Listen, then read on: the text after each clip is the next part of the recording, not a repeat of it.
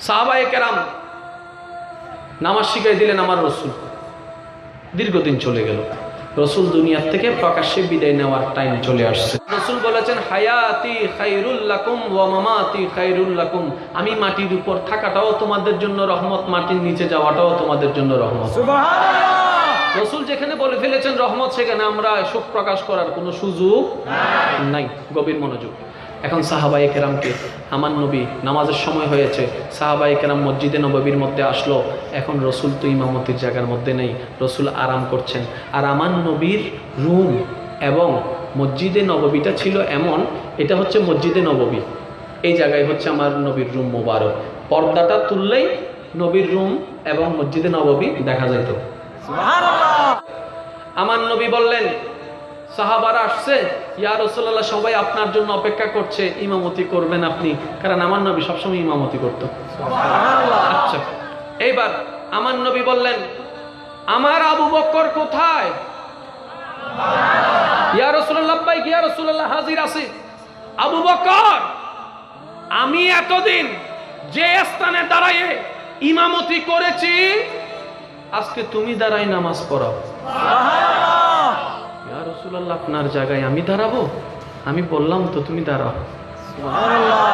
যে সাহাবারা সবসময় নবীর পিছনে নামাজ পড়তো, আজকে নবী ছাড়া নামাজটা, মুক্তাদির কথা বাদ দেন, যিনি ইমাম হয়ে যাচ্ছে ওনারও কি মন লাগবে? সারাক্ষণ তো নবীর পিছনে নামাজ পড়ছে, ঠিক না? এখন সাহাবাই খুব খেয়াল করেন, আবু বকর সিদ্দিক রসুলের নির্দেশ পেয়ে ইমামতির জায়গায় দাঁড়াইছেন। সাহাবায়ে কেরাম সিদ্দিক আকবরের নেতৃত্বে নামাজে দাঁড়ায় গেলেন, পিছনে সাহাবায়ে কেরাম ইক্তেদা করছেন, নামাজ চলছে। আমার নবী বললেন, ও আয়েশা, নামাজ তো শিখাইলাম তাদেরকে। সুবহানাল্লাহ। আর একটু জোরে। সুবহানাল্লাহ। আল্লাহর সাথে বান্দার কিভাবে প্রেমের বন্ধন তৈরি করতে হয় শিখাইয়েছি তাদেরকে। একটু দেখি আমার উম্মতরা কেমনে নামাজ পড়ে, একটু দেখি। সুবহানাল্লাহ। আমার নবী আস্তে আস্তে আস্তে উঠলেন, উঠে মসজিদে নববী এবং রুমের মাঝখানে যে পর্দাটা বাঁধা হয়ে আছে, পর্দাটা খুলে রহমতুল্লাহ নবী, রহমতুল্লিল আলামিন নবী ওয়াদ্দুহাওয়ালা চেহারাটা মসজিদে নববীর অংশের মধ্যে ভিতরে ঢুকালেন। ঢুকানোর সাথে সাথে আবু বকর সিদ্দিক কেবলা এদিকে, নবী রুম এদিকে, আবু বকর সিদ্দিক সুবহানাল্লাহ,